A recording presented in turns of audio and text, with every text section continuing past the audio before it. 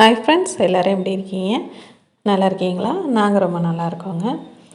இன்றைக்கி நம்ம பார்க்கக்கூடிய வீடியோ வந்து சண்டே வீடியோ தான். சண்டே குக்கிங் விலாக் தான் நான் ஷேர் பண்ணியிருக்கேன். ரொம்ப நாள் ஆச்சு நம்ம சண்டேயில் என்ன சமையல் பண்ணுறோம் அப்படிங்கிறதெல்லாம் உங்களோட ஷேர் பண்ணி, இந்த வார சமையல் தான் உங்களோட ஷேர் பண்ணியிருக்கேன். இன்றைக்கி என்ன பண்ண போகிறோன்னு பார்த்தீங்கன்னா, சூப்பரான ஒரு பிரியாணி. அதுவும் வந்து பிரியாணி மசாலாலாம் நம்ம ஃப்ரெஷ்ஷாக ரெடி பண்ணி அதுதான் நான் இன்றைக்கி பண்ண போகிறேன். இப்போ ஃபஸ்ட்டே வந்து நம்ம முட்டையை வந்து வேக வச்சிடலாம். முட்டையை வேக வச்சுட்டு மற்ற வேலையெல்லாம் பார்த்தோம் அப்படின்னு சொன்னாக்கா, மற்ற வேலையெல்லாம் முடிக்கிறதுக்குள்ளே முட்டை வந்து வெந்துடும். ஏன்னா இது கொஞ்சம் நேரம் நல்லா வேக விட்டால் தான் நம்ம தோல் உரிக்கிறதுக்கு ஈஸியாக வரும். அதனால் ஃபஸ்ட்டே அந்த வேலையை பார்த்துட்டேன். எப்போவுமே ஃப்ரிட்ஜிலேருந்து எடுத்து கொஞ்சம் நேரம் தண்ணி ஊற்றி வச்சுட்டு அதுக்கப்புறமா வந்து முட்டையை வேக வச்சோம் அப்படின்னு சொன்னாக்கா நமக்கு ஈஸியாக வந்து வெந்துடும். இப்போ பிரியாணி செய்கிறதுக்கு மசாலா வந்து அரைச்சிடலாம். இதுக்கு வந்து சின்ன வெங்காயம் ஒரு 200 கிராம் அளவுக்கு சின்ன வெங்காயமும், பச்சை மிளகாய் ஒரு 3 சேர்த்து அரைச்சி அதை விழுதாக வந்து வச்சுட்டு, இப்போ பிரியாணி மசாலா வந்து அரைச்சிட்றேன். அதுக்கு பிரிஞ்சி இலை, அதோட ஒரு பட்டை, முந்திரி, அதில் ஏலக்காய், கிராம்பு, சீரகம் ஒரு டீஸ்பூன் அளவுக்கு, கல்பாசி கொஞ்சம், அதோட அன்னாசிப்பூ ஒரு சின்னதாக ஒரு பாதி அளவுக்கு சேர்த்து இது எல்லாத்தையும் வறுக்க வேணாம். வறுக்காமல் வந்து பவுட்ரு பண்ணி அதை வச்சுட்டு நம்ம அரைச்சி வச்ச வெங்காயம் இருக்குது பார்த்திங்களா, வெங்காயமும் பச்சை மிளகாவையும் பிரியாணி செய்கிற பாத்திரத்தில், அதாவது ஒரு 75 கிராம் அதில் எண்ணெய் சேர்த்துட்டு ஒரு 2 டேபிள் ஸ்பூன் அளவுக்கு நெய் சேர்த்துட்டு நம்ம அரைச்சி வச்ச விழுதை போட்டு நல்லா வதக்கிடலாம். வதங்கின பிறகு 2 டேபிள் ஸ்பூன் அளவுக்கு இஞ்சி பூண்டு விழுதையும் சேர்த்து அதுவும் பச்சை வாசம் போகிற அளவுக்கு நல்லா வதக்கி விட்டுடலாம்.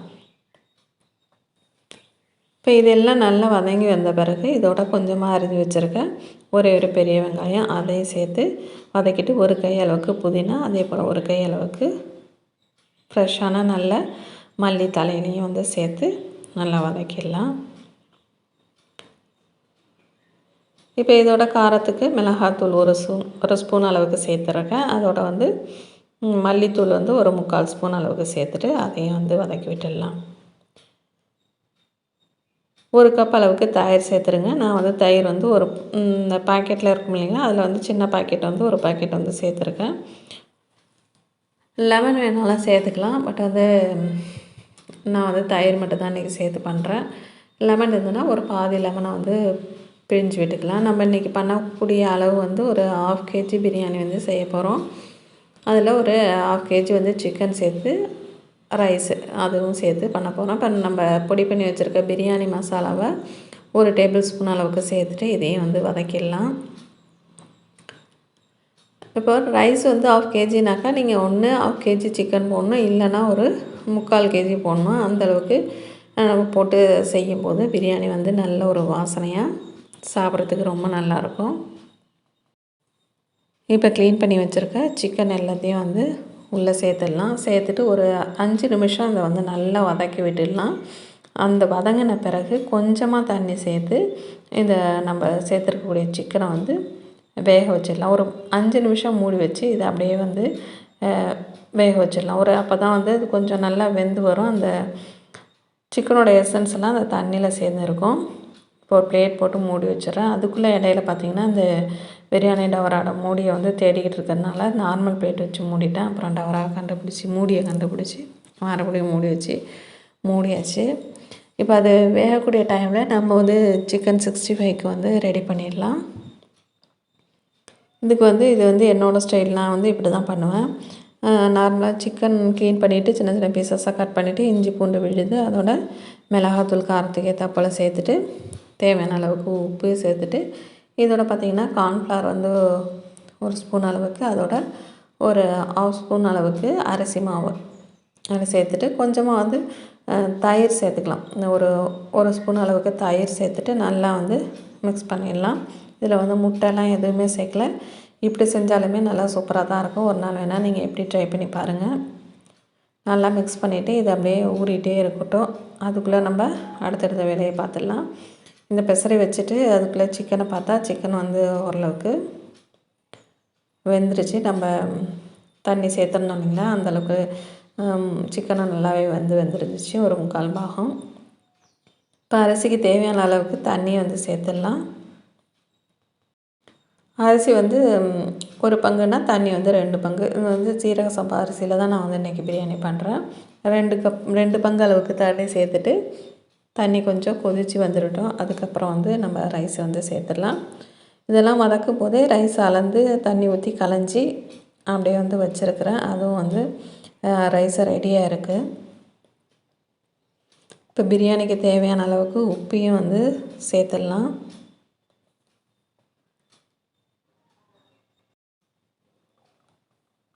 உப்பு சேர்த்துட்டு நல்லா வந்து கலந்து விட்டு தண்ணி நல்லா கொதி வந்த பிறகு தான் நம்ம வந்து அரிசியை வந்து சேர்க்கணும். அப்போ தான் வந்து கரெக்டாக வந்து வேகிறதுக்கு சரியாக இருக்கும். நல்லா இதை வந்து மிக்ஸ் பண்ணி விட்டுட்டு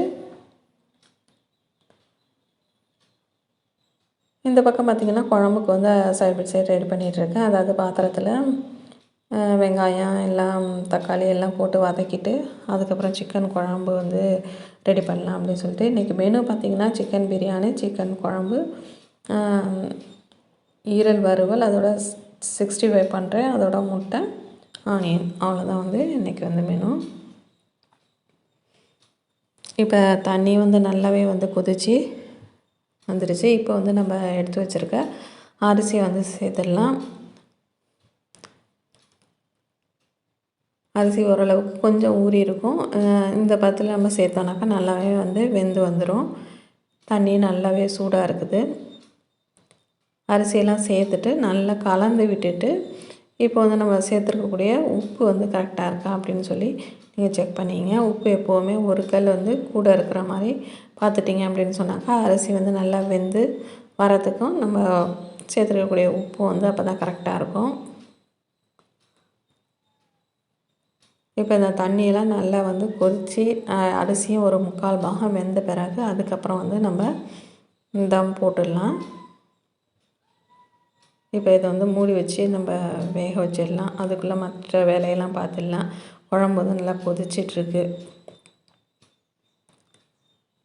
பிரியாணி வந்து நல்லாவே வந்து தண்ணி ஓரளவுக்கு இந்த அளவுக்கு தண்ணி வந்து நமக்கு வற்றி வரணும். இந்த நேரத்தில் வந்து நம்ம தம் போட்டுடலாம். மேலால் ஒரு 2 ஸ்பூன் அளவுக்கு நெய் வந்து சேர்த்துட்டு இது ஆப்ஷனல் தான். நீங்கள் வேண்டாம் அப்படின்னு சொன்னாக்கா விட்டுடலாம். பட் மேலால் சேர்த்து விட்டோம் அப்படின்னு சொன்னாக்கா இன்னும் கொஞ்சம் வாசனையாக நல்லாயிருக்கும் பிரியாணி. இப்போ தம் போடுறதுக்கு எப்போது நம்ம யூஸ் பண்ணக்கூடிய அதாவது இந்த தம் போடுறதுக்குன்னே இந்த தோசைக்கல் வந்து நான் வச்சுருக்கேன். அதுக்கேற்ற மாதிரி நம்ம தோசைக்கல்லை வந்து ஸ்டவ்வில் வச்சுட்டு நல்லா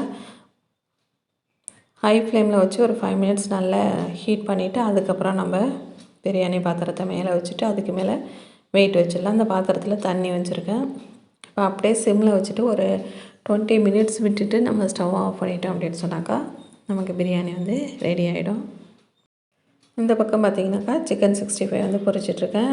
ஈரல் வந்து வறுத்து ரெடி பண்ணியாச்சு. அதே போல் சிக்கன் குழம்பும் ரெடி ஆகிட்டு முட்டையும் பாயில் பண்ணி அதையும் வந்து வச்சாச்சு. பிரியாணி வந்து சூப்பராக வந்து ரெடி ஆகிடுச்சு. கண்டிப்பாக வீடியோ பிடிச்சிருக்குன்னு நினைக்கிறேன். பிடிச்சிருந்ததுன்னா மறக்காமல் ஒரு லைக் பண்ணிவிடுங்க. உங்கள் ஃப்ரெண்ட்ஸ் ரிலேட்டிவ்க்கும் ஷேர் பண்ணிவிடுங்க. நம்ம சேனல் இது வரைக்கும் சப்ஸ்கிரைப் பண்ணாமல் பார்த்துட்டு இருந்தீங்கன்னாக்கா மறக்காமல் சப்ஸ்கிரைப் பண்ணி வச்சுங்க. லாஸ்ட் வீடியோவில் முடக்கத்தான் கீரை பொடியை வந்து எப்படி செய்கிறது அப்படின்னு சொல்லி லாஸ்ட் வீடியோ லாங் வீடியோவில் ஷேர் பண்ணியிருக்கேன். தேவைப்பட்டதுன்னா கண்டிப்பாக செக் பண்ணி பாருங்கள்.